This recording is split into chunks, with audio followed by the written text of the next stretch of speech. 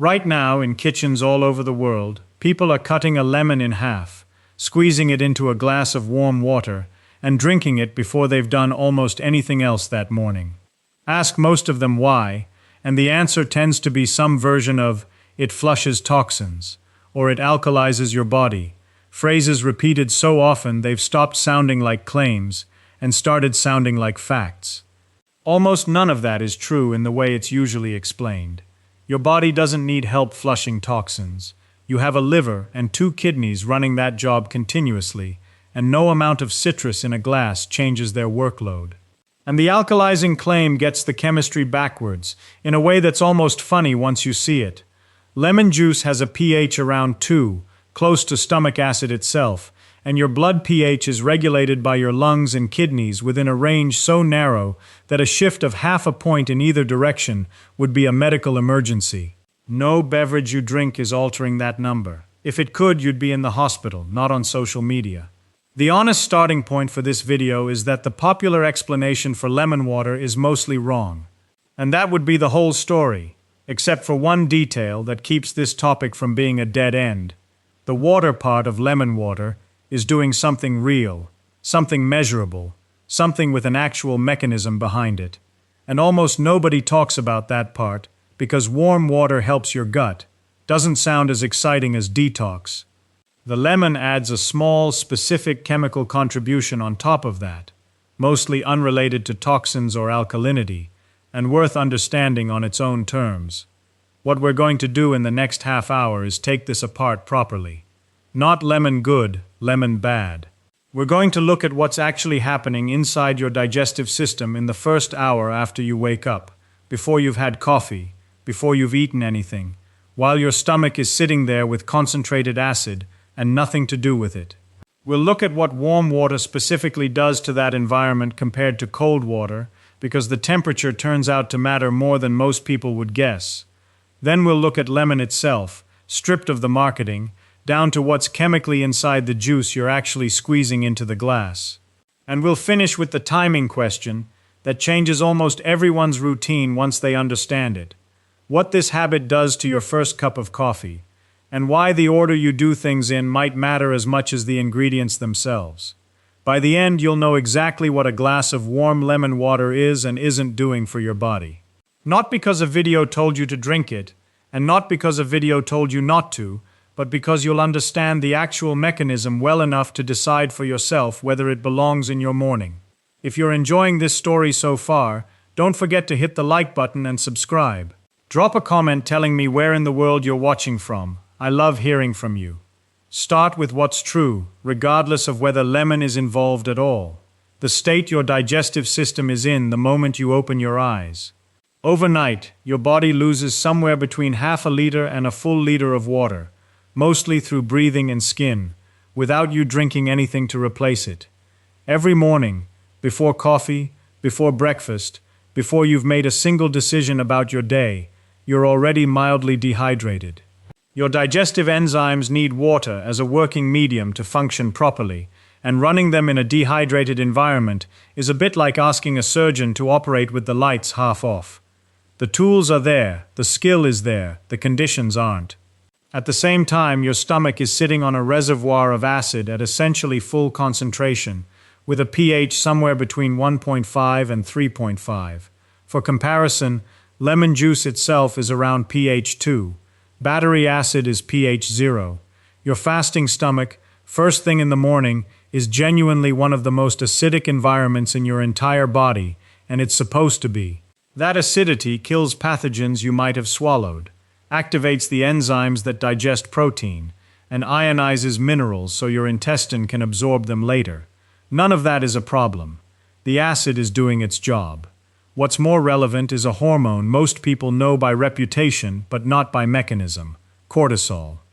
In the 30 to 45 minutes after you wake up, cortisol rises sharply, somewhere between roughly 38 and 75% above its overnight baseline, in a well-documented and highly reproducible pattern called the cortisol awakening response. It happens in the large majority of healthy adults, every day, whether you slept well or badly, whether it's a Monday or a Saturday. Cortisol isn't the villain it's often made out to be.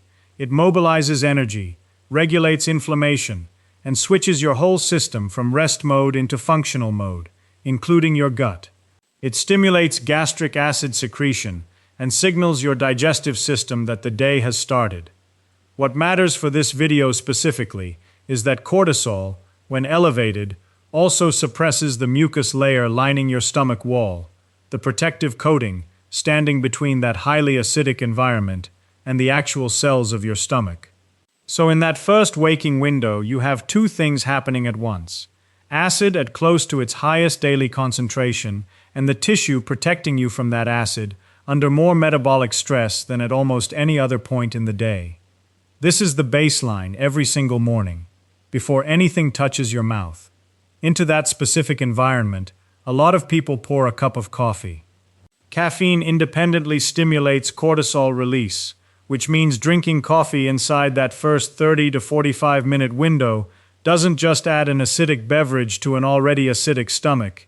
It stacks a second cortisol spike directly on top of the first one, intensifying the exact suppression of the protective lining that was already happening.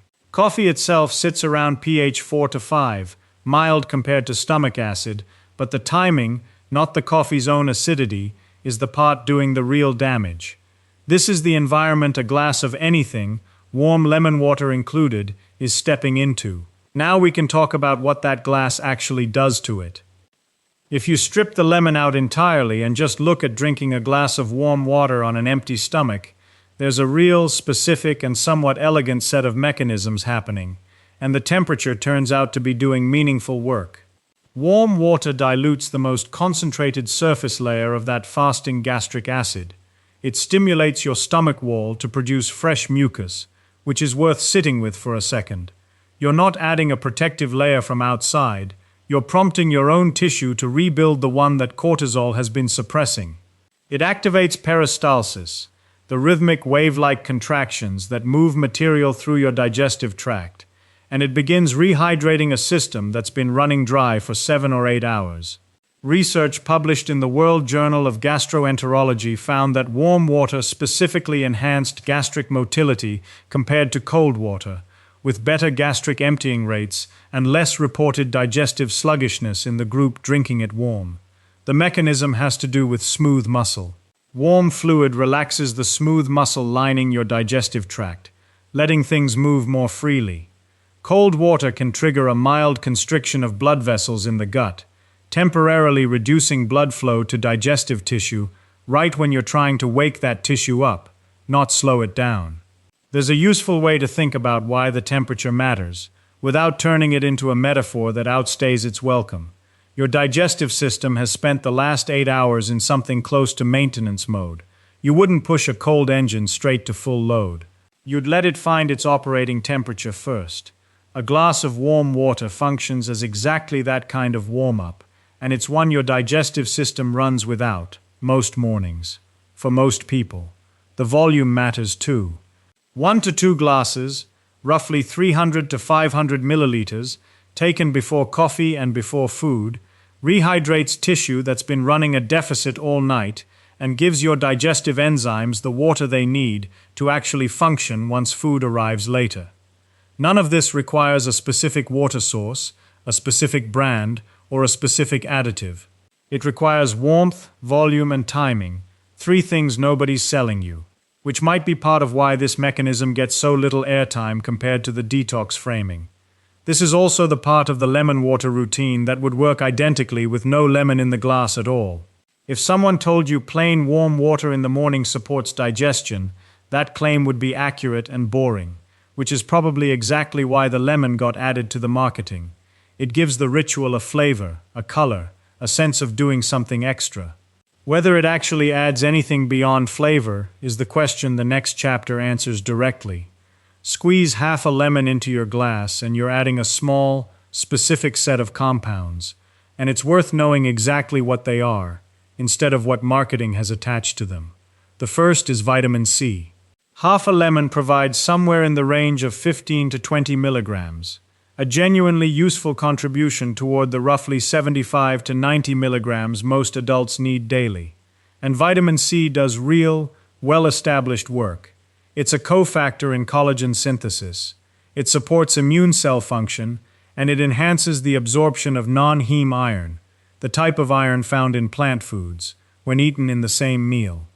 None of that requires the water to be warm, and none of it requires the lemon specifically to be consumed first thing in the morning rather than at any other point in the day. If vitamin C is the goal, timing is not the variable that matters. Getting it at all is.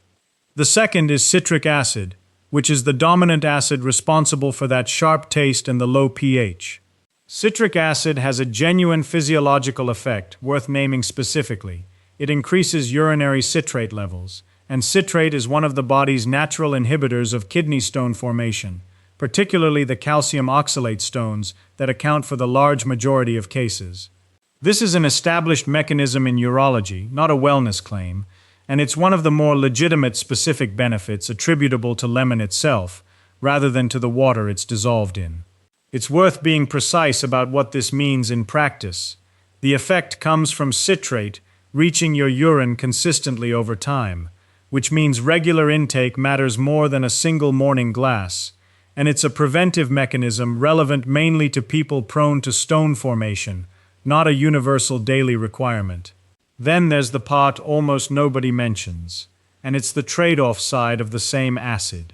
Citric acid at a pH around 2 is acidic enough to soften tooth enamel on contact, and frequent exposure, especially followed by brushing too soon afterward while the enamel is still softened, is a documented contributor to enamel erosion over years.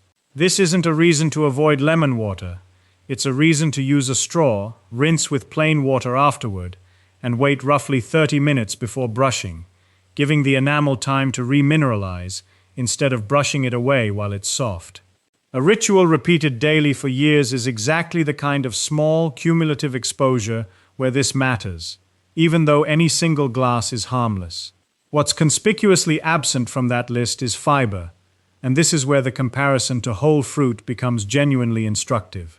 A whole lemon, pith and pulp included, contains soluble fiber, specifically pectin, the same category of fiber your gut bacteria ferment for short-chain fatty acids.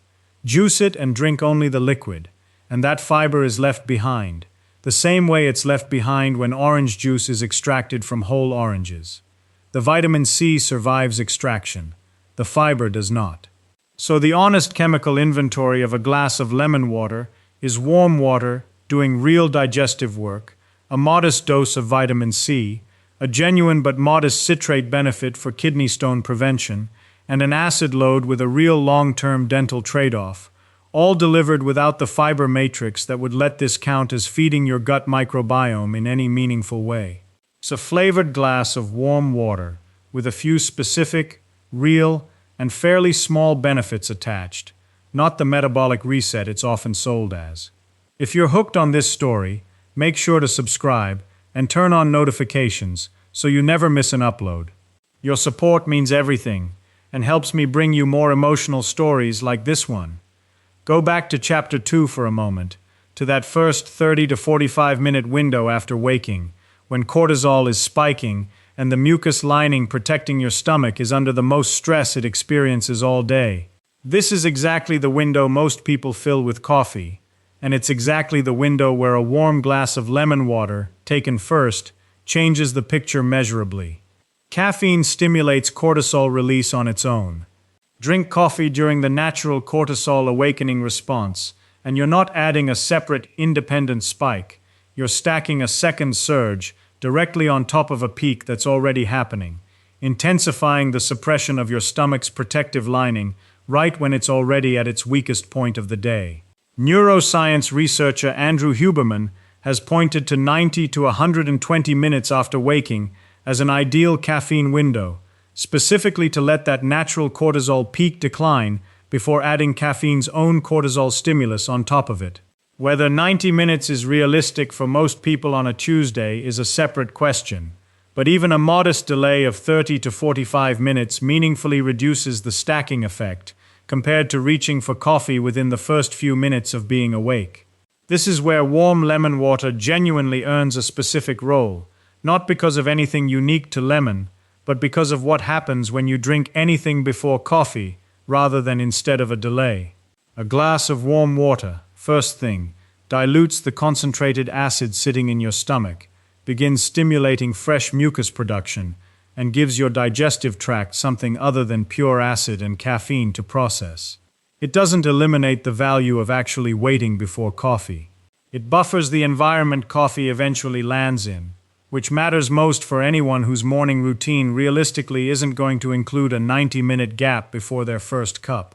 There's a second piece worth being specific about, because it separates a genuinely useful habit from a symbolic one. Coffee's own acidity, sitting around pH 4 to 5, interacts differently with your stomach lining depending on whether food is present. The presence of fat and protein at the same time as coffee changes how the chlorogenic acids in coffee interact with your gastric lining, essentially buffering the impact the same way food buffers most acidic or irritating substances. This means the single most impactful change available to someone who isn't willing to give up their morning coffee routine isn't lemon water at all. It's having that coffee with or after food rather than on a completely empty, already acidic stomach. Lemon water is a genuinely useful piece of that morning, but it's a supporting piece, not the centerpiece, and treating it as the entire solution to a coffee on an empty stomach habit overstates what one glass can realistically do. Put the two together, and the practical picture becomes specific rather than vague. Warm water, lemon or plain, taken first. A gap before coffee if you can manage one, even a short one. Coffee eventually taken alongside or after real food, rather than standing alone against fasting acid. Each piece does something real. None of them individually is the whole story, and none of them needs to be treated as a rule you follow blindly, rather than a mechanism you understand and can adapt to your own morning. It's worth being direct about the comparison, because this is where lemon water gets oversold the most. Roughly 38 trillion microbial cells live in your digestive tract, most of them in your large intestine, running processes you cannot run without them, synthesizing vitamin K, producing B vitamin precursors, generating around 90 to 95% of your body's total serotonin, and fermenting dietary fiber into short-chain fatty acids that fuel the cells lining your colon and calibrate large portions of your immune system. That population needs to be fed specifically with fermentable fiber, the kind found in whole oats, chia and flax seeds, legumes, and whole fruit with the pulp intact, not extracted into juice. Lemon water, warm or otherwise, does not feed that population in any meaningful way, because the fiber that would reach the large intestine and actually get fermented was left behind the moment the lemon was juiced instead of eaten whole. This is the same gap that exists between a whole orange and a glass of orange juice. The sugar and vitamin content survive extraction. The fiber matrix that would slow absorption and feed bacteria does not. Lemon juice happens to contain very little sugar compared to orange juice, so it avoids the blood sugar spike problem entirely, but it inherits the same fiber gap. It's a hydration and micronutrient habit, not a microbiome habit, and the two get conflated constantly in how this trend gets marketed. What actually shifts microbiome composition, and does so surprisingly fast, measurable in as little as 3 to 4 days according to research on dietary change, is fermentable fiber and fermented foods eaten as part of an actual meal. A 2021 clinical trial run at Stanford, led by researchers including Hannah Wastick and Christopher Gardner, found that adults eating a diet higher in fermented foods, yogurt, kefir, kimchi, and similar items, showed a measurable increase in microbiome diversity and a reduction in a broad panel of inflammatory markers over 10 weeks, an effect the high-fiber group in the same study didn't show to the same degree. That's the category of intervention doing the heavy lifting for gut health. A glass of lemon water sits comfortably alongside that kind of breakfast as a good opening move. It is not a substitute for it, and no amount of squeezing more lemon into the glass changes that. There's also a circadian angle worth mentioning briefly, because it reframes when this habit does the most good. Your pancreas is most insulin sensitive in the morning hours, and your digestive enzyme output from the pancreas and gallbladder peaks in the morning and early afternoon, meaning your entire digestive apparatus is already primed and ready when you wake up, independent of anything you drink. A glass of warm water, lemon included, taken into a system that's already metabolically switched on and ready, is working with your biology's existing timing rather than trying to force a reset it doesn't need. The lemon water isn't creating that readiness. It's a small, reasonable habit sitting on top of a system that was going to be ready either way. Put the whole mechanism together, and the honest answer to the title's question isn't yes or no, it's specific to what you're actually looking for. If what you want is rehydration after an overnight fluid deficit, support for gastric motility and mucus production, and a mild buffer against stacking coffee's cortisol stimulus on top of your own natural morning spike, warm water genuinely delivers all of that, and it does it whether or not lemon is involved at all. If what you want on top of that is a modest, real dose of vitamin C and a citrate contribution that may help reduce kidney stone risk over time, particularly if you've had stones before or have a family history of them, the lemon adds something specific and worth keeping. If what you're expecting is detoxification, an alkalized body, or a meaningful shift in your gut microbiome, none of those are things this glass is doing, regardless of how warm the water is or how much lemon goes into it. There are a few adjustments worth making if you're keeping this habit rather than dropping it. Use a straw to reduce direct contact between the acid and your teeth, and rinse your mouth with plain water afterward, rather than brushing immediately, giving softened enamel time to reharden.